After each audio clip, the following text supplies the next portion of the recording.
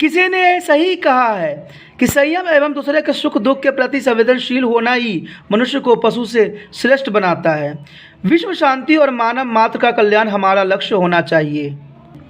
Hello दोस्तों, कैसे हो? आज करने जा रहे हैं क्लास 10th का हिंदी का नाखून क्यों बढ़ते हैं। ये हमारा 18 चैप्टर है, 18वां चैप्टर है, जो बहुत ही इंपॉर्टेंट है NIVS बोर्ड के रिगार्डिंग। इसके रिगार्डिंग एक क्वेश्चन जरूर आता है, क्योंकि ये हमारे जीवन पे आधारित है और हमारे को बहुत बड़ी शिक्षा देने की कोशिश किया गया है चैप्टर में।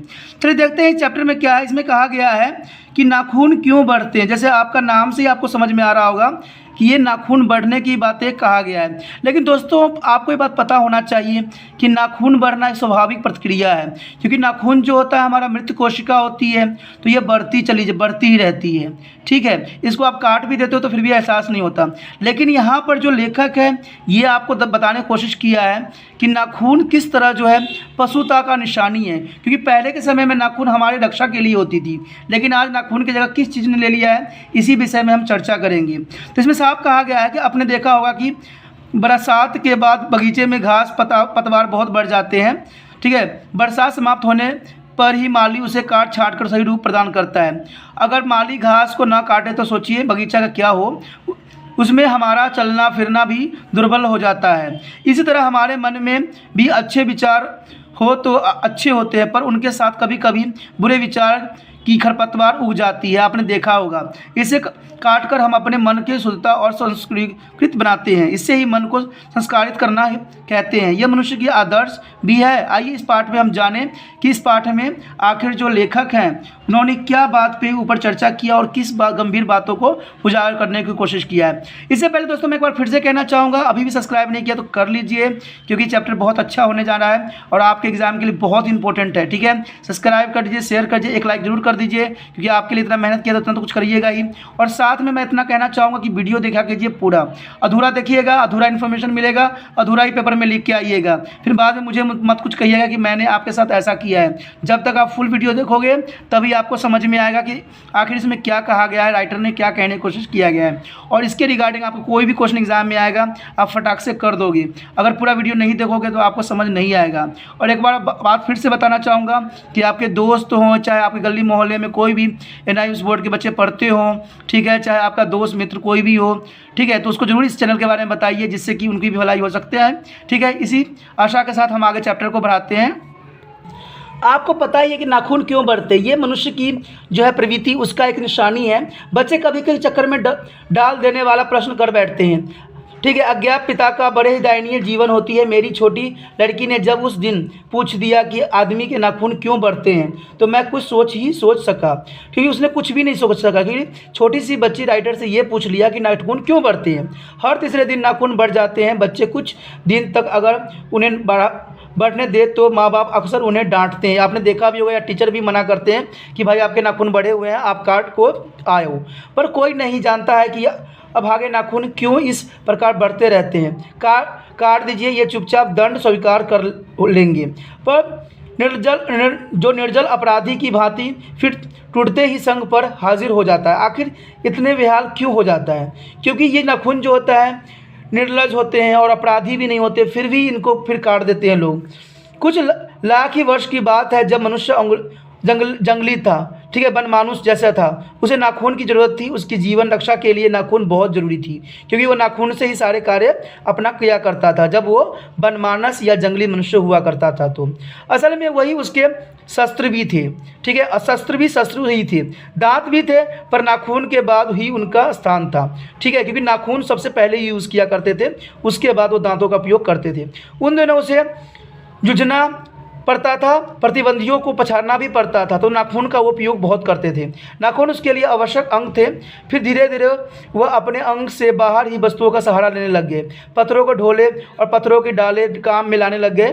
फिर उन्होंने क्या किया, पत्थरों का सहारा लिया, ठीक है, ईंटों का सहारा लिया, लकड़ का सहारा लिया, जिससे वो किसी भी शत्रु को पसार सके। रामचंद्र जी की बनवारी सेना के पास, जो आपने रामचंद्र जी देखे भी होंगे रामायण, उसमें जो बानरी सेना थी उनके पास अस्त्र भी थे, लेकिन फिर भी वो क्या करते थे, कभी पेड़ पौधे उखाड़ के ही दुश्मनों पर अटैक किया करते थे।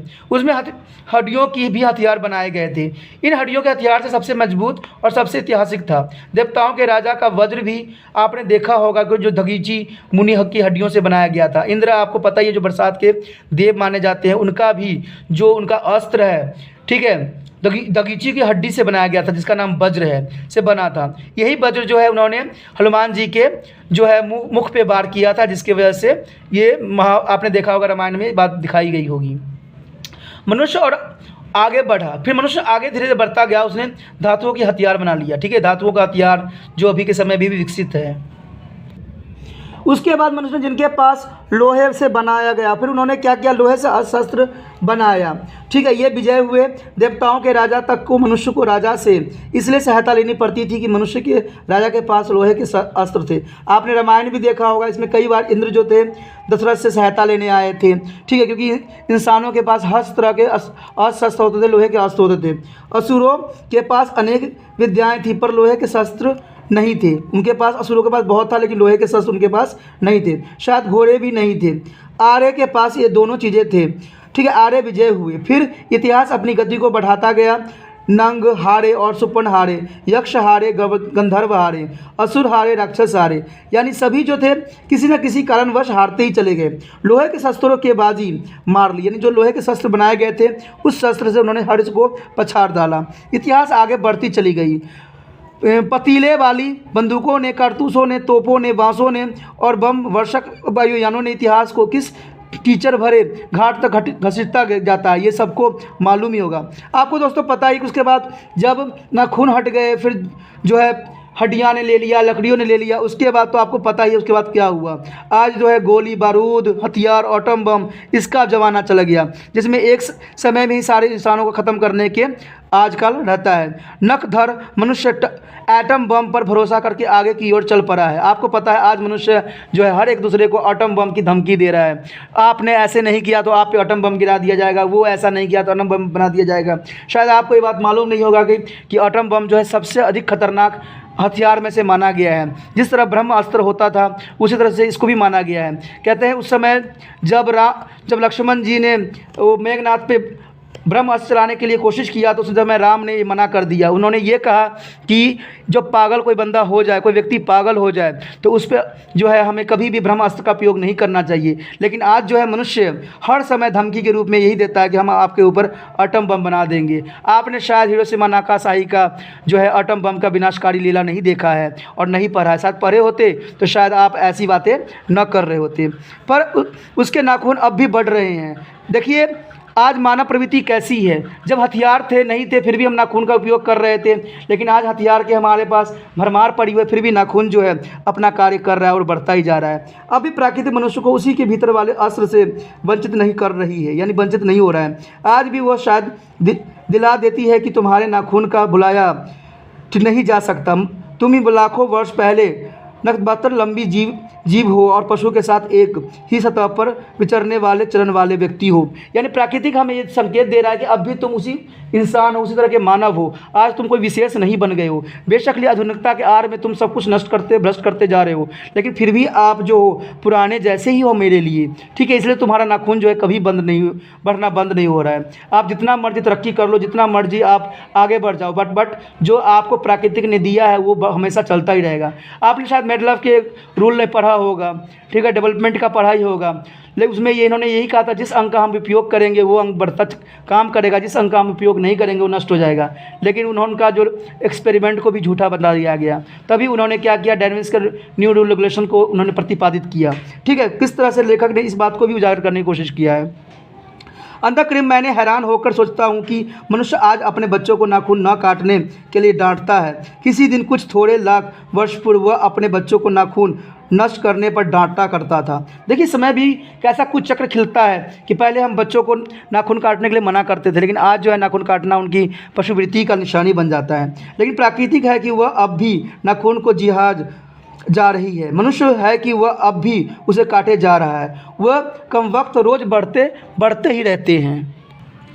नहीं जानते कि मनुष्य को इसी से कोटि कोटि गुना शक्तिशाली हथियार मिल चुका है। आपको पता है कि मनुष्य के पास ऐसे ऐसे हथियार बन गए हैं जिनका नाखून का कोई वैल्यू नहीं होती। मुझे ऐसा लगता है कि मनुष्य अब नाखून को नहीं चाहता है, उसके भीतर बर्बर युग का कोई अवशेष रह जाए, यह उससे एहसास है। लेकिन यह कैसे कहूँ, नाखून काटने से क्या होता है? मनुष्य की बर्बरता घटी कहाँ है? आप देखते हो कि मनुष्य की बर्बरता अभी भी खत्म नहीं हुआ है। लोग अपने ही आस में, अपने ही व्यस्तत्व के लिए एक दूसरे को नष्ट कर देते हैं। वो तो बढ़ती ही जा रही है। मनुष्य को इतिहास में हिरोशिमा और हत्याकांड बार बार थोड़ी ही हुआ होगा। देखिए, हिरोशिमा जो थी एक ऐसा घटना था जहाँ पर अमेरिका की क्रूरता को देखने को मिलता है। कहते हैं कि वहाँ पर जब राइटर देखने गया हिरोशिमा पर, तो उसका एक ही वाक्य था कि वहाँ पर जलने के लिए कुछ भी नहीं बचा था। और हिरोशिमा का जो बम ब्लास्ट हुआ था, जो एटम बम अटैक हुआ था, शायद आज तक दशक तक भी वहाँ के लोगों को एहसास है और वहाँ तक उस जेनेटिकल में भी परिवर्तन कर दिया। यह तो उसका नवीन रूप है। मैं मनुष्य के नाखून की ओर देखता हूँ तो कभी कभी निराश हो जाता हूँ। ये उसकी भयंकर पशुवृत्ति के जीवक प्रतीक है, यानी वो पशु होने का संकेत मानता है। मनुष्य की पशुता की जितनी बार काट दो वो मरना नहीं जानती, यानी नाखून को जितना मर्जी आप काट दो, यानी ये बताना चाहता है कि आज भी जो है मनुष्यता की भावना को छोड़ा नहीं है, यानी उसके अंदर पशुता की भावना अभी भी विद्यमान है। कुछ हजार साल पहले मनुष्य ने नाखूनों को सुकुमार विनोदों को लिए उपयोग में लाना शुरू किया। वत्स्यन के काम सूत्र से पता चलता है कि आज से 2000 वर्ष पहले का भारतवासी नाखून को जम के संवारता था और उनको काटने की कला काफ़ी मनोरंजक बताई गई थी। त्रिकोणीय, वर्तुकार, चंद्रकार, दत्तुल आदि विभिन्न आकृतियों के नाखून उन दिनों वृहत नागरिकों के जन जीवनों के काम में लाया जाता था। राइटर यहाँ पर यह कहना चाहता है कि उस समय जो होता था वो मनोरंजन के लिए नाखून यूज़ किया करते थे। नाखून को काटते थे तो बहुत ही सुंदर तरीके से काटते थे, जिससे काफ़ी वह आकर्षित देखने की कोशिश लगता उनके नाखून। लेकिन आज जो है मनुष्य फिर भी इसको नाखून को बढ़ाता ही जा रहा है। उनकी जो मोम और अकलकता यानी अलता से यत्नपूर्वक रगड़ कर लाल और चिकना बनाया जाता है। गोरे देश को लोग उस दिनों बड़े बड़े नखों को पसंद करते थे और दक्षिण लोग छोटे नखों को पसंद करते थे। यानी कहता है, यहाँ राइटर कहना चाहता है कि जो लोग हुआ करते थे, गोरे लोग होते थे, वो नाखून के बड़े बड़े पसंद किया करते थे, जबकि दक्षिण लोग जो होते थे उनको छोटे छोटे पसंद करते थे। अपनी अपनी रुचि है देश की ओर भी और काल की भी, यानी देश की भी वही रुचि होती है और काल की भी समय समय के साथ बदलता रहता है, एक जैसा नहीं रहता। लेकिन समस्त अधोगामी वृत्तियों को और नीचे सीखने वाली वस्तुओं को भारतवर्ष ने मनुष्यचित्त बनाया है। यह बात चाहूँ भी तो भूल नहीं सकता। मानव शरीर का अध्ययन करने वाले प्राणी विज्ञानियों का निश्चय मत है कि मानव चित्त की भांति मानव शरीर में भी बहुत सी अभाज्य सहज वृत्तियाँ रह गई है। यह दीर्घ काल तक उनकी आवश्यकताएं रही है अथवा शरीर के अपने भीतर एक ऐसा गुण पैदा कर लिया है कि वह वृत्तियाँ नाश ही और शरीर के अनजाने में ही अपने आप को बनाता रह रहा है। राइटर यहाँ इतना कहना चाहता है कि हम मनुष्य ने कि इस तरह से अपने अंदर की वृत्तियों को बना लिया है जो कि पहले की वृत्तियों से बहुत ही अलग है। आज हमारी सोच और विचार जो है हर तरह से अलग बदलता जा रहा है, जो कि मनुष्यता की वृत्ति का निशानी बन गया है। नाखून का बढ़ना उनमें से एक है, केस का बढ़ना दूसरा है, दांत का दोबारा उठना तीसरा है, पलकों का गिरना चौथा है और असम में सहजता वृत्तियों अनजान की समृद्धियों को ही कहते हैं। हमारे भाषा में भी इसको उदाहरण मिलते हैं। अगर आदमी अपने शरीर के मन और कि वाक्य के अन्यास घटाने और वृत्तियों को विषय में विचार करे तो उसे अपनी वास्तविकता प्रवृत्ति पहचानने में बहुत सहायता मिले। पर कौन सोचता है ये बात को? सोचना तो क्या, उसने इतना भी पता नहीं चलता है कि उसके भीतर नख यानी नाखून बढ़ा लेने की जो सहजता वृत्ति है वो उसको पशुत्व का प्रमाण है। यानी जो नाखून बढ़ा के लोग रहते हैं वो पशुत्व के निशानी कहलाते हैं। उन्हें काटने की जो प्रवृत्ति है वह उसकी मनुष्यता की निशानी है। अगर आप काट देते हो तो आप वो मनुष्यता की आपकी प्रवृत्ति है। अपने बच्चे को भी डांटते हो कि भाई नाखून क्यों बढ़ा रहे हो, फिर बड़े क्यों बढ़ा रहे होते नाखून, और यद्यपि पशुता के निश्चय उसके भीतर रह गए पर वह पशुता को छोड़ चुका है। पशु बनकर वह आगे नहीं बढ़ सकता, उसे कोई और रास्ता खोजना चाहिए। अस्त्र बढ़ाने की प्रवृत्ति मनुष्य की विरोधनी ही है, क्योंकि अस्त्र बढ़ाने की जो प्रवृत्ति मनुष्य में है वो गलत है। मेरा मन पूछता है कि किस ओर मनुष्य किस ओर बढ़ रहा है, पशु की ओर या मनुष्यता की ओर? ये क्वेश्चन आपके लिए भी है कि मनुष्य किस ओर बढ़ रहा है, मनुष्यता की ओर कि पशुता की ओर बढ़ रही है, अस्त्र बढ़ाने की ओर या अस्त्र काटने की ओर? मेरी निर्बोध बालिका से मानो मनुष्य जाति से ही प्रश्न किया है। जानते हो नाखून क्यों बढ़ते हैं? यह हमारी पशुता का अवशेष है कि हमें अभी भी हम जो है पशुता के ही निशानी में है। मैं भी पूछता हूँ कि जानते हो ये अस्त्र क्यों बढ़ रहे हैं? यह हमारी पशुता की निशानी रह गई है। ठीक है, भारतीय भाषाओं में प्राय अंग्रेजी के इंडिपेंडेंस शब्द का समर्थक शब्द नहीं अव्यक्त होता है। आपने इंडिपेंडेंस शब्द देखा ही होगा और सुना भी होगा। जब 15 अगस्त को जब अंग्रेज छोड़ कर चले गए थे भारत को, तो अंग्रेजी भाषा के पत्र इंडिपेंडेंट की घोषणा कर रहे थे। देसी भाषाओं को पत्र स्वाधीनता दिवस की चर्चा कर रहे थे। इंडिपेंडेंट का अर्थ होता है अधीनता या किसी की अधीनता का अभाव, पर स्वाधीनता शब्द का अर्थ है अपने ही अधीन रहना। ठीक है, आपने ये बात बहुत ही गौर किया होगा। अंग्रेजी में कहना है तो इंडिपेंडेंस कह सकते हैं। मैं कभी कभी सोचता हूँ कि इतने दिनों तक अंग्रेज़ों की अनुवंता करने के बाद भी भारतवर्ष इंडिपेंडेंस की अधीनता क्यों नहीं कर सका। उसने अपने आज़ादी को जितने भी नामकरण किए, स्वतंत्रता, स्वराज्य, स्वाधीनता, उन सब स्वयं का बंधन अवश्य रखा। यानी स्वयं का जो बंधन है इन्होंने कंटिन्यू रखा। तभी तो कहते स्वाधीनता कह दो, स्वराज्य कह दो, यानी स्वयं स्वतंत्रता कह दो, तो इन्होंने स्वयं का बंधन जरूर रखा है।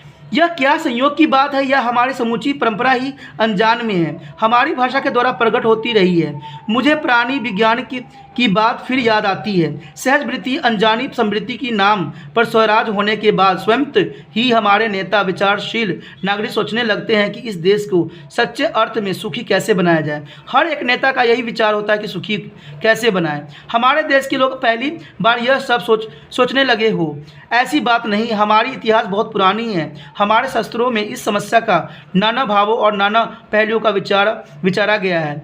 हम कोई नौसिखिए नहीं हैं जो रातों रात अनजान जंगलों में पहुंचकर आरक्षित क्षेत्र दिए गए हों। हमारी परंपरा महामायमी है, यानी हमारा परंपरा जो है पुराने समय से आ रहा है। उत्तराधिकार विपुल और संस्कार उज्ज्वल हमारे हैं। हमारे संस्कार कोई गलत नहीं है, हमारे संस्कार उज्ज्वल है, उत्तराधिकारी विपुल हैं। हमारे अनजान में भी ये बातें हमें एक खास दिशा में सोचने को प्रेरणा देती रहती है। जो हमारे पुराने समय के विचारे हैं वो हमें प्रेरणा देती है। ये जरूर है कि परिस्थिति बदल जरूर गई है, उपकरण नए हो गए हैं और उलझने और मात्रा भी बहुत ही बढ़ गई है। मूल समस्या बहुत अधिक नहीं बदली है। भारतीय चित्त जो आज भी अधीनता के रूप में सोचकर स्वाधीनता के रूप में सोचता है, वो हमारे दीर्घकालीन संस्कार का फल है। वह स्वयं को बंधनों से आसानी से नहीं छोड़ सकता। यानी मनुष्य जो है स्वयं के अब जो बंधन लगा रखा है अपने ऊपर, वो शायद कभी भी वो छोड़ न सकता है। अपने आप द्वारा लगाया हुआ बंधन हमारी संस्कृति की बड़ी भारी विशेषता है। तभी तो इन्होंने स्वयं का बंधन खुद पे लगा रखा है। मैं ऐसा तो नहीं मानता कि जो कुछ हमारा पुराना है, जो कुछ हमारा विषय है, उसे हम चिपटे ही रहे। ये तो कोई किसी ने नहीं कहा कि पुराने चीज़ों को लेकर चिपटे रहो। पुराने का मोह सब समय वांछनीय ही नहीं होता है। मरे बच्चे को गोद में दबाए रहने वाली बंदरिया मनुष्य का आदर्श नहीं बन सकती, क्योंकि मरी हुई, आपने देखा होगा कि कोई भी बंदर के बच्चे मर जाते हैं तो अपने मरे हुए बच्चे को गोद लगा के रखे हुए होते हैं। तो ये तो मनुष्य का आदर्श नहीं होता। परंतु मैं ऐसा भी नहीं सोच सकता कि हम नई आधुनिकता के नशे में चूर होकर अपना सर्वस्व खो दें। लेकिन मैं ये तो नहीं कहता कि आधुनिकता में अपने आड़ में अपनी सभी चीज़ों को नष्ट कर दे। कालिदास ने कहा था कि सब पुराने अच्छे नहीं होते हैं, सब नए खराब भी नहीं होते हैं। भले लोग दोनों की जांच कर लेते हैं, जो हितकर होता है उस ग्रहण कर लेते हैं। तो इन्होंने बहुत अच्छी बात कहा है, सही बात कहा है कि जो दो आपके हितकर हो उन चीज़ों को अपनाओ। कहते हैं पुराने को लेके बैठे रहना भी सही नहीं होता और नए के साथ भी चलना सही नहीं होता है। तो हमें दोनों में तालमेल बैठाना बहुत ही ज़रूरी होता है। मूढ़ लोग दूसरे को इशारे पर भटकते रहते हैं। जो मूर्ख लोग होते हैं ना, मूढ़ लोग, वो दूसरे के इशारों पर हमेशा भटकते रहते हैं। सो हमें परीक्षा करके हितकर बात सोच लेनी होगी, और अगर हमारे पूर्व सज्जित भंडार में वो हितकर वस्तु निकल आए तो इससे बढ़कर और कोई नहीं हो सकता। देखिए, अगर जो चीज़ आप पुराने चीज़ या नए चीज़ में तालमेल करके बनाते हो, अगर वो आपके लिए हितकर है और आपको इससे फ़ायदा होती है, तो इससे बड़ी चीज़ कुछ हो ही नहीं सकता। जातियाँ यमन देश में अनेक आई है, लड़ती झगड़ती हमेशा रहती है, फिर प्रेम पूर्वक भी गई है। भाषा की गणना सीढ़ी पर खड़ी और नाना के मुख करके चलने वाली इन जातियों के लिए एक सामान्य धर्म खोज निकालना कोई सहज बात नहीं है। भारतवर्ष की ऋषि मुनियों ने अनेकों प्रकार के इस समस्या को सुलझाने की कोशिश की है, पर एक बात उन्होंने लक्ष्य की थी। समस्त वर्णों के समस्त जातियों का एक सामान्य आदर्श भी है, वो है अपने ही बंधनों को अपने ही बांधना, यानी अपने बंधन में स्वयं को ही बांध लेना। मनुष्य पशु से किस बात में भिन्न है? आहार, निद्रा आदि पशु सुलभ स्वभाव उसके ठीक वैसे ही है जैसे अन्य प्राणियों के होते हैं, लेकिन वह फिर भी पशु से भिन्न है। उसमें संयम है, दूसरे के सुख दुख के प्रति संवेदना है, श्रद्धा है, तप है, त्याग है। ठीक है, ये मनुष्य के स्वयं को उद्भवित बंधन हैं, इसलिए मनुष्य झगड़े टंडे के अपना आदर्श नहीं मानता है। आपने देखा होगा कि मनुष्य के पास स्वयं सब कुछ है, गुस्से में आकर चढ़ दौड़ने वाले विवेकों को बुरा समझता है। वो वचन, मन एवं शरीर से किए गए सत्याचरण को गलत आचरण मानता है। यह किसी भी जाति या वर्ण या समुदाय का धर्म नहीं है, यह मनुष्य मात्र का धर्म है। महाभारत में इसलिए निर्वैर भाव, सत्य और अक्रोध को सर्ववर्णों को सामान्य धर्म कहा गया है, क्योंकि मनुष्य के जो है ये जो उसकी भाव है, अक्रोध है, वो चीज़ें सबसे इम्पोर्टेंट माना गया है, क्योंकि भाव, सत्य, आक्रोश जो बहुत ज़रूरी है। इसमें क्रोश की बात नहीं किया, आक्रोश की बात की गई है। इसमें गौतम बुद्ध ने ठीक ही कहा है कि मनुष्यता यही है कि वह सबके सुख दुख को सहानुभूति के साथ देखता है। यह आत्मनिर्माण बंधन ही है मनुष्य बनाता है, यानी आत्मनिर्माता जो है वही मनुष्य को मनुष्य बनाता है। अहिंसा, सत्य और आक्रोश मूलक धर्म का मूल सत्य यही है। मुझे आश्चर्य होता है कि अनजाने में भी हमारी भाषा में यह भाव कैसे रह गया, लेकिन मुझे नाखून को बढ़ने पर आश्चर्य हुआ था। अज्ञान सर्वत्र आदमी को पछाड़ता है और आदिम है कि सदा उसे लोह लेने को कमर कसे रहता है। मनुष्य को सुख कैसे मिलेगा? बड़े बड़े नेता कहते हैं वस्तुओं की कमी और मशीन के बढ़ाओ और उत्पादन बढ़ाओ और धन की वृद्धि को धन बढ़ाओ और बढ़ाने उपकरणों को ताकत बढ़ाओ। एक बूढ़ा था, उसने कहा था कि बाहर नहीं भीतर की ओर देखो, हिंसा को मन से दूर करो, मित्र को हटाओ, क्रोध और संवेश को दूर करो, लोग के लिए कष्ट सहो, आराम की बात मत सोचो, प्रेम की बात सोचो, आत्मतोषण की बात सोचो, काम करने की बात सोचो। उसने कहा प्रेम ही बड़ी चीज़ है, क्योंकि वह हमारे भीतर है। उछलता की पशु की प्रवृत्तियां हैं, स्वयं का बंधन मनुष्य का स्वभाव है। बूढ़े की बात अच्छी लगी या नहीं पता नहीं, उसे गोली मार दी गई। आदमी की नाखून बढ़ने की प्रवृत्ति ही हावी हुई। मैं हैरान होकर सोचता हूँ बूढ़े ने कितनी गहराई में बैठ कर मनुष्य की वास्तविकता चिंता पर पता लगाया था। बात सच्चे है कि इन्होंने बहुत ही अच्छी बात बताई थी कि मिथ्या के हटाओ, क्रोध को दोष को दूर करो, लोग के लिए कष्ट सहो, आराम की बात मत सोचो, प्रेम की बात सोचो, आत्मशोषण की बात सोचो, काम करने की बात सोचो। लेकिन फिर भी उस जो व्यक्ति है उनको गोली मार दी। आखिर ऐसा क्यों?